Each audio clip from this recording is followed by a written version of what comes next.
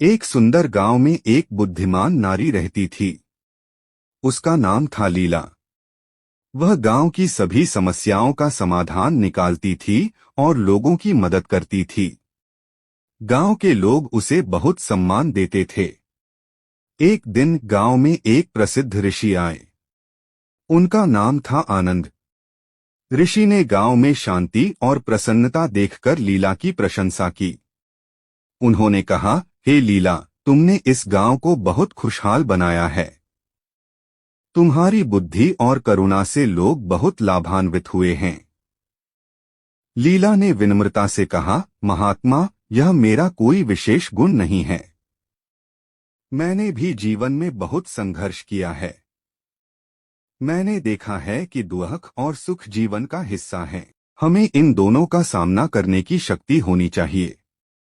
ऋषि ने कहा, तुम्हारी बात सही है लीला। जीवन में उतार चढ़ाव आते रहते हैं। महत्वपूर्ण यह है कि हम इन परिस्थितियों से कैसे निपटते हैं। हमें धैर्य और शांति बनाए रखनी चाहिए। लीला ने पूछा, महात्मा, आप जीवन में क्या सीखे हैं? ऋषि ने मुस्कुराते हुए कहा, मैंने सीखा है कि क्रोध और लोभ मन को अंधा बना देते हैं। हमें इनसे दूर रहना चाहिए। हमें दूसरों की मदद करनी चाहिए और हमेशा सत्य का मार्ग अपनाना चाहिए। लीला ने कहा, महात्मा, आपकी बातें बहुत सार्थक हैं। मैं इन बातों को हमेशा याद रखूंगी। ऋषि ने कहा, लीला, याद रखो, ज्ञान केवल किताबों में नहीं मिलता है। यह जीवन के अनुभवों से भी सीखा जा सकता है। हर व्यक्ति के पास कुछ न कुछ। विक्रम एक प्रतिभाशाली युवक था। पढ़ाई में अव्वल, खेलों में दक्ष और कला में रुचि रखने वाला। लेकिन जीवन ने उसके साथ एक ऐसा खेल खेला कि वह धीरे धीरे खुद को ही भूलने लगा। सब कुछ एक दिन में ही बदल गया। एक सड़क दुर्घटना ने उसके माता पिता को छीन लिया। अकेलापन उसे घेरने लगा। घर जो कभी खुशियों का घर था, अब एक खालीपन सा लगने लगा। दोस्तों के साथ खेलने का मन नहीं करता था। पढ़ाई में मन नहीं लगता था। दुनिया से कटने लगा। दिन भर अपने कमरे में बंद रहता। खिड़की से बाहर झांकता, लेकिन दुनिया धुंधली सी दिखती। लोग आते जाते, हंसते खेलते, लेकिन उसके लिए सब कुछ बेजान सा लगता। खाने पीने में भी रुचि नहीं रही। शरीर दुर्बल होता जा रहा था। एक दिन उसके पड़ोसी ने उसे देखा। उनकी चिंता बढ़ गई।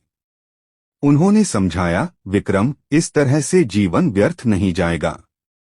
तुम्हारे माता पिता भी यही चाहते होंगे कि तुम खुश रहो। विक्रम ने सिर झुका लिया। उसे पता था कि वह गलत कर रहा है, लेकिन खुद को संभाल नहीं पा रहा था। पड़ोसी ने उसे एक पुस्तकालय में ले गए। वहां किताबों की दुनिया ने उसे एक नया रास्ता दिखाया। उसने साहित्य पढ़ना शुरू किया। कवियों की रचनाओं ने उसके मन को छुआ। लेखकों के विचारों ने उसे सोचने पर मजबूर किया। धीरे धीरे उसे जीवन का एक नया अर्थ दिखने लगा। उसने महसूस किया कि वह अकेला नहीं है। दुनिया में भी ऐसे लोग हैं जिन्होंने दुख झेले हैं, लेकिन उन्होंने जीवन से हार नहीं मानी। उन्होंने अपने दुखों को अपनी ताकत बनाया। उसने खुद को साहित्य की दुनिया में खो दिया। लिखना शुरू किया। अपने दुखों को शब्दों में ढालने लगा। धीरे धीरे उसके अंदर एक नई ऊर्जा का संचार हुआ। उसने सोचा, मेरे माता पिता चाहते होंगे कि मैं कुछ करूं। मैं अपने जीवन को सार्थक बनाऊं। उसने एक साहित्यिक संस्था बनाई। युवाओं को लेखन के लिए प्रोत्साहित किया। उनकी प्रतिभा को निखारा। धीरे धीरे वह फिर से उसी विक्रम बन गया जो कभी हुआ करता था। खुश, संतुष्ट और जीवन से जुड़ा हुआ। उसने महसूस किया कि दुख ने उसे तोड़ा नहीं, बल्कि मजबूत बनाया। एक युवक सबको धोखा देने लगा, पत्नी समझाती है। एक कहानी जो हर किसी